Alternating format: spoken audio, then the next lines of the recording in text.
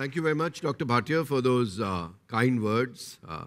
And it's a pleasure to be here in Mumbai. I'm UPAUL Majumdar, General Manager with the Solti Crown Plaza in Kathmandu. And I have two responsibilities there. We have a very fine five-star hotel, which is a legacy hotel. It's 52 years old. It used to be an Oberoi at one point of time, and today is with IHG for the past 18 years, and I'm very happy to be there. I also have the privilege of heading a flight services unit. It's a pretty large unit because that's the only one in Nepal. So if you come down to Kathmandu and you're picking up local food on any of the airlines, it'll probably be from the LSG flight services unit there. So ladies and gentlemen, welcome to this Global MICE Congress along with Luxury Travel. And I'm sure that it's going to be a whole day of some fabulous insight sharing, a lot of learning, and I'm sure it's going to enrich you. And I'm very happy that to see that Dr. Bhatia has taken this over, the MICE thing, because that is today the fastest growing business segment as far as business travel goes all over the world. You heard him say that it's more than 60% growth in India in the next 1 year, and quite a lot of business coming all over. You have, we have an excellent bouquet of speakers, and a great group discussion at the end of the day. So instead of getting into, some discussion, what my viewpoint is, because each of them bring a very different dimension. So what I would recommend, so what I would share with you, I would share with you a very personal story. It started off with an emotional connect. So let me start with you with a very personal story and how it kind of happened, the way it happened with me, all right? So before we start, I would request everybody to put your mobile phones on silent mode so that you don't disturb yourself and your neighbors, all right? Thank you for that. Okay, so it was the year 2017, and Kathmandu suddenly seen a lot of hotels coming up, all right? So earlier there was the Hyatt, there was the Crown Plaza, and there was the Radisson. And we didn't have too many other hotels in Kathmandu. Of course, we had a lot of local players. There was the Yakin Yeti, and there was the Annapurna, and there was the Gokarna, and there's a Shangri-La, which is a Nepal Shangri-La. I mean, they were there. But if you really wanted to do a global standard program, you came to one of these properties. But now there is huge growth coming. There's already a Fairfield which is opened. There's a Marriott which is opening. Taj just opened its property. It's a Vivanta. There is a Doubletree Hilton coming up, another Hyatt, another Radisson. So suddenly, the whole market kind of changes completely. And as you know, competition is great for business. I always say that, all right? But what does competition, when competition comes in, what happens? What goes down? What goes down? The rates, the prices, absolutely. So there's a great destination, rates go down, all right? So we were faced with issues like this, and as my sales team was kind of pondering, and they said, sir, let's start doing a lot of conference business. Ye bahut acha business hai. In this, your rooms go, food goes, evenings are also taken care of, and let's get people from outside. So we have several lovely banqueting venues, very fine venues, just like this hotel has, and it's a great business. So we said, great. So we got in touch through our Intercontinental Hotel Group network. We patched up with various special conference agents today. There are travel companies today which specialize in doing meetings and events. There are companies which have set up a complete separate division which only looks into all the conferences which that company is going to go into in India and abroad. So we got in touch with a fair amount of these kind of people, and we put in our offers. And sure enough, there was a lot of competition, and rates came down and down.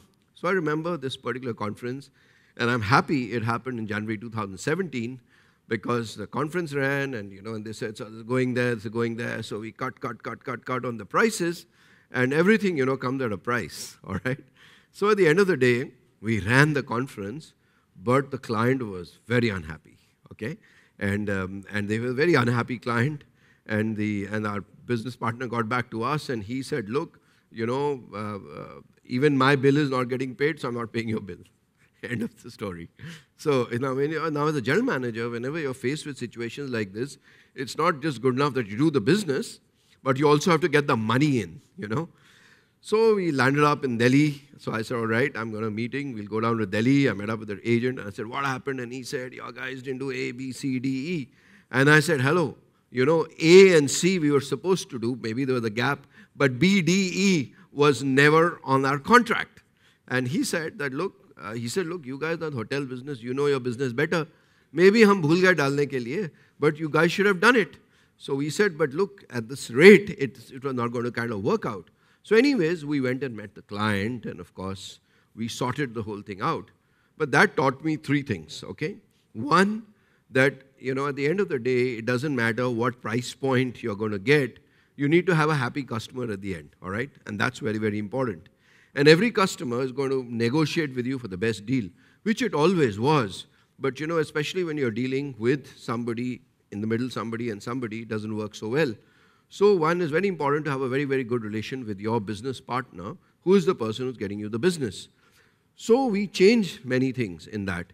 And what we realized was that we could not have delivered what all was the client's expectation at the kind of price point. And there were difference, in terms of what was promised, in terms of what the client expected. So it's simple. You come for a conference just like this, right? And you say, Taj will do it, no? Now, if you want fabulous screens like this, you want a great microphone system, you want your tables looking the way they are, it's not going to be at the same price than when you don't have all of this present, let me put it like that. So we kind of decided that that's not going to work. So we came back to the regular hotel way, room so much, food so much, this so much, that so much, and the price came to a real big thing. And February, we didn't have any business, all right? So we said, hey, this is not working. So then, we actually got down to thinking, with a lot of innovative thing, with the whole team together to say, how are we going to make a difference? So what we realized was, to be competitive for the client to decide to come to Nepal, he needed a great price, all right? Otherwise, your destinations like Kuala Lumpur, Singapore, Bangkok, Sri Lanka, all competing for that same conference at similar kind of rates, what he would get would coming to Nepal.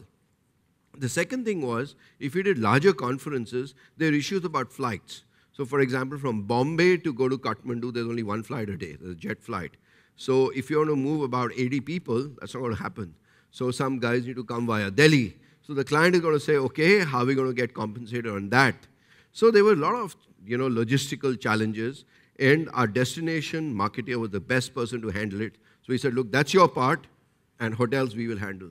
So then the other thing what we realized was that a lot of the people, now on my hotel, we have a great casino. So apparently the boss of that company lost a lot of money in the casino. So he was not happy. I wish he had won, but he had lost. So we realized that there were a lot of other opportunities to put things together. So what we did a basic package, which was a basic thing, put that together. And then we built up a lot of other things which were experiences which could happen. The other thing what we realized was that we needed to ensure that the customer experience was fantastic, all right? So it went back into how can we make that happen? And what we kind of realized was that every day everyone wants a party. So one day there's a big party, which is a global awards kind of a thing. It's like a let-down thing. But the other nights, there was nothing like that. But it turned out to be the same because everybody said in the evening, कि सारा दिन बहुत ज्ञान मिला है, अभी मेरे को दारू दो, खाना दो, and get a nice DJ, yeah? So it was like very, very, what we realized was it was very monotonous in terms of the customer experience. So we changed all those things around, and we said, let every evening be very, very different. So only the awards or the gala night is your DJ night with some great food. Let us create experiences around those. And that's where we went out and started interacting with the local community. So we did a local food evening, where in my hotel, for example, we probably charge something like 2,000 rupees for dinner, while a local guy would be very happy to give it at 700 rupees, all right? That was kind of difference. But we had to also ensure that our guests were safe. So with the local community, I took out money from my CSR budget, and we trained them on things like hygiene, food safety, all right? And a lot of the good thing about local food is it's all made live.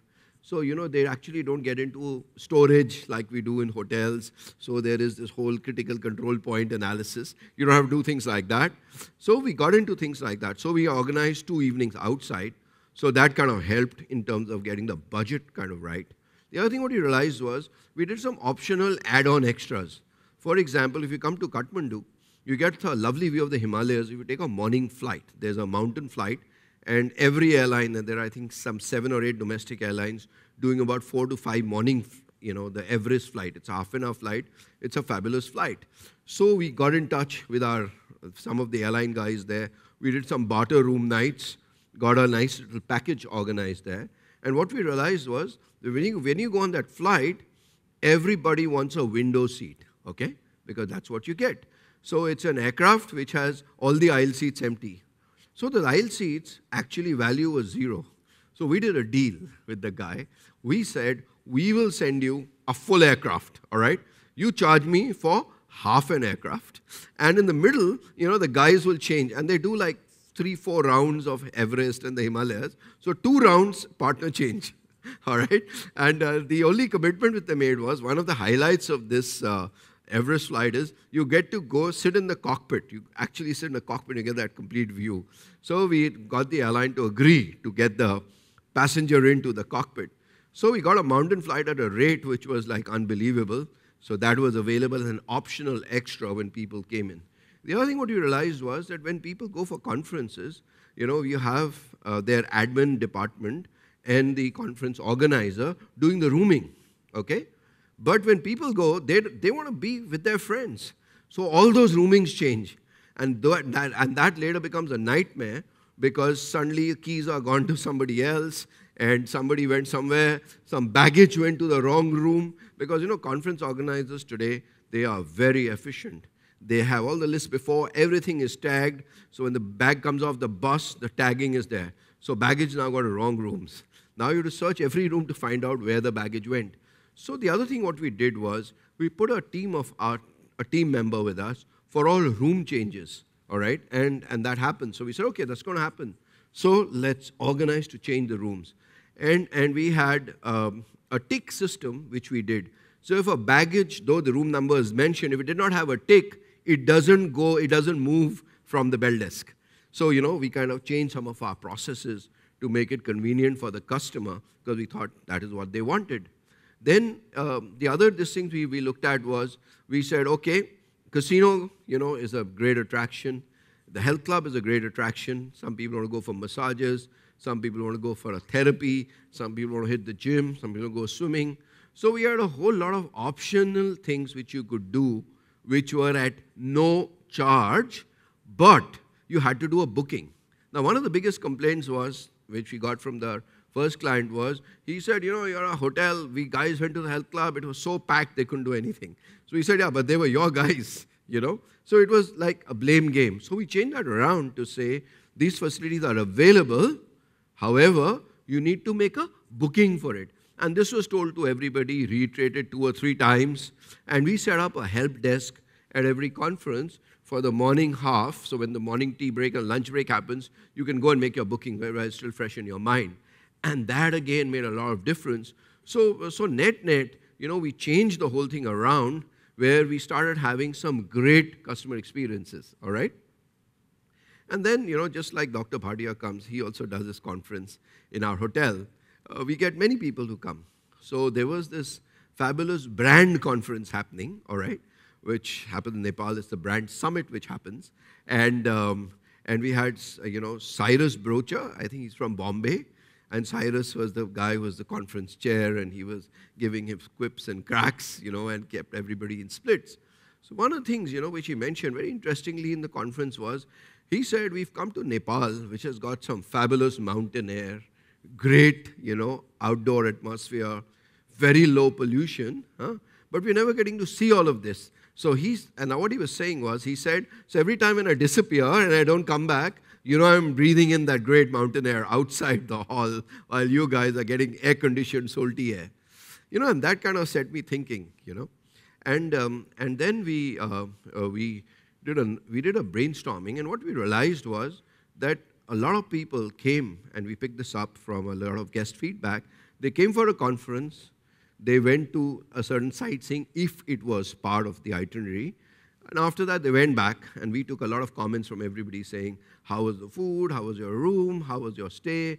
And everybody said, good, good, good. If they didn't say good, then we had somebody talk to them. And, we'd kind of done our job.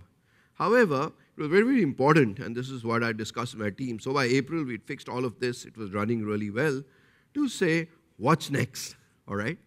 And because this is basically fixing the kind of issues, making that customer experience happen, delivering on what you committed and promised, all right? And make money at the end of it, okay?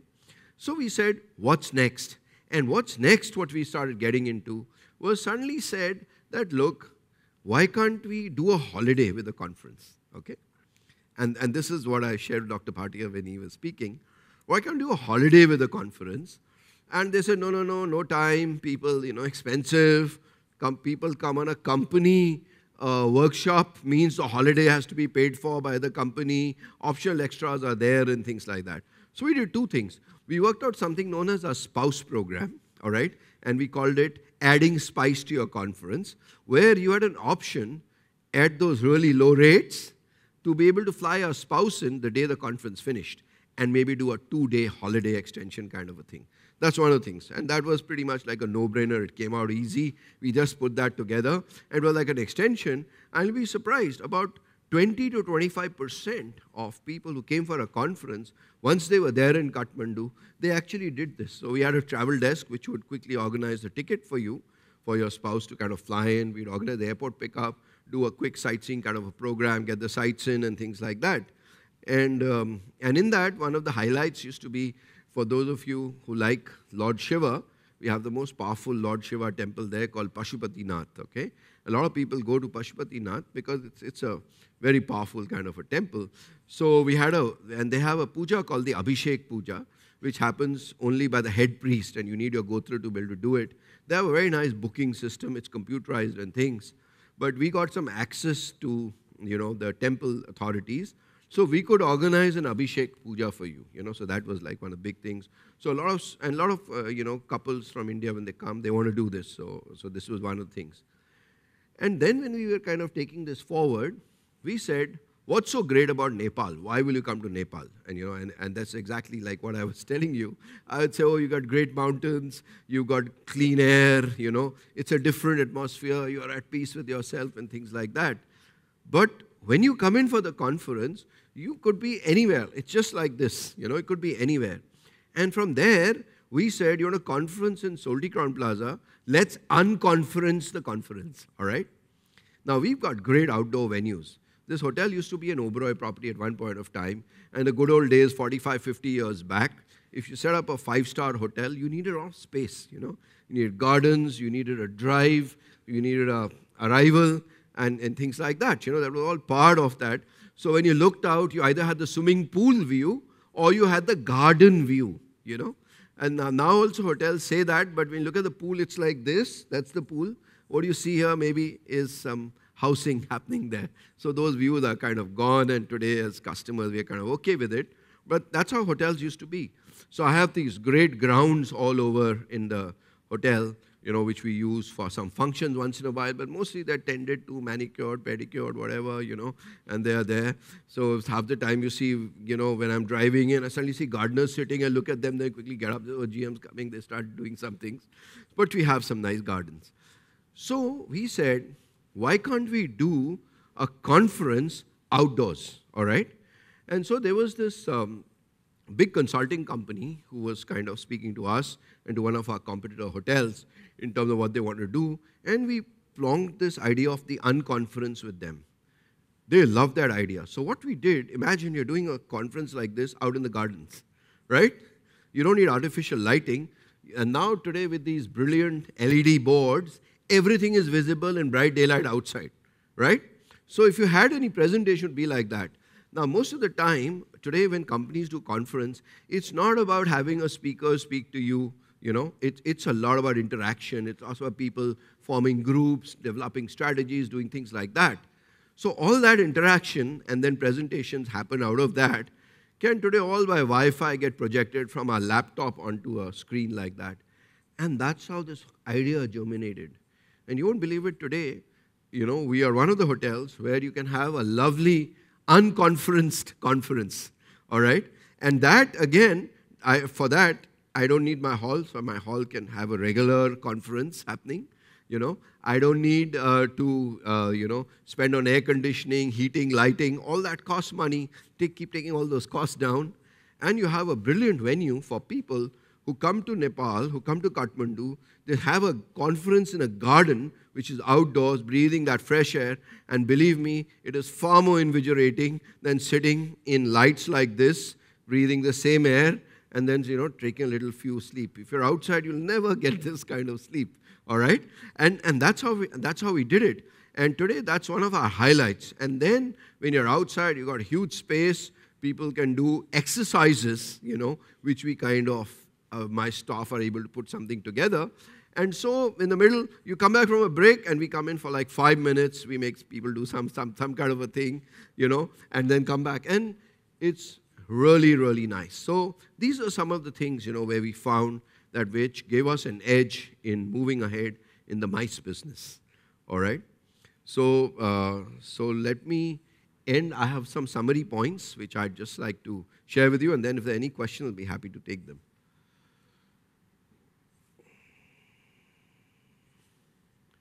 All right? So one, it's very important today that when we look into the mice business, it's about refining customer experiences. All right? So what kind of experience the customer getting? How can we refine that better in terms of what they would like? What can we add? All right, and put all those kind of things in. And if you start thinking out of the box, it can really make a lot of difference. And that's what we do. Then optimizing areas of revenue and expanding the portfolio of services. So I'm not a mountain flight guy. I'm not a airline. All right, but I was selling a lot of mountain flights. Okay, I did a deal with the casino where we would give you discounted coupons or chips to use. Now, you can go to a casino, buy that direct, but all that, expands revenues for us. Then when we started looking into special meals, having our hotel look into it outside, so it was, again, an opportunity for revenue for us. So there were various ways by which we could expand our portfolio of services. Very important to drive operational and administrative efficiency. And I learned this a lot from hotels. Every year we get a target, which means bringing some expenses down. All right? And you can only do it by being more efficient. And that today is the key. If you're really efficient, you don't follow the only beaten road. You'll find there are many opportunities for you to get rid of some things because those are not important for the customer. For example, the welcome drink. Everybody will say, welcome drink. Now, when that drink comes, it's normally some sugared kind of a product, which is not nice. You just keep a collection of juices there, and they all come in Tetra Paks nowadays. Or maybe you can have a guy who's doing a fresh juice. Help yourself, And most customers, and that's what we've seen, they're very particular about what they drink. Most people don't like sugared stuff. It's quite a difference, but they don't like it. So you can get rid of many things if you tighten up, the operational efficiency of what we do. Enhancing commercial effectiveness, very important. Businesses must make profits. Otherwise, it's not going to work. So it's very important that the hotel makes profit. Very important that the business partner makes profit. All right? Because if the hotel experience is going to be bad, he's going to also suffer loss just like the hotel. Okay? So we make this thing. And it's commercially effective for the organization. I also understand that people in organizations today who negotiate these different venues have to pick up a lot of costs. And they always look at destinations to say, give me a package, what's the price per head? That's it. So how do we drive all of that is really where this thing comes in. And very important is predicting and working for a customer lifetime value rather than an acquisition and delivery transactions. A lot of MICE business, when you look at us from the hotel industry, you look at it like, okay, I got this conference, now I deliver it, pick up my money, that's it. Now, I don't know whether that company is going to come back again or not, However, each of those people who visit your hotel, each of them undergo an experience where they might do another conference in your hotel, may not, but they'll definitely come back again for a holiday. You sell the destination, they'll definitely come back again to Nepal because they had such a fabulous time there. All right? So this is really, to sum up, starting off morning. All right? Thank you very much, ladies and gentlemen. We have a very traditional way to felicitate you. Oh, wow. Very traditional. You have to look at the camera. Thank you so much. Okay. Now, you have a role, Yes. as you are aware. Right, Here are the next set of speakers before you announce tea break. right. Here are the profiles. I've folded those pages for you. Okay. Yeah. So, so you have a role to play. As my chairman, we would like as much exposure as possible, because I think meeting a lot of people, interacting with them, introducing them, brings connectivity and networking possible. Okay, so next we have Mr. Rajiv Kohli, who's the Managing Director of Creative Travel, and he's going to speak on sustainability in the events industry. All of you have this, all of you have got this, so you can actually read up on the speaker there, all right? So we'll just move it forward to save some time, and the speakers are there. We can also do questions, maybe together at the end in the breaks. That sounds brilliant. Yep. Thank you so much. That's a brilliant idea. Rajiv. Okay. And the camera will be very happy to catch that. Rajiv, what a privilege to have you. UPAUL, thank you. And as you take your seat, Rajiv is going to present. Thank you, UPAUL. Thank you.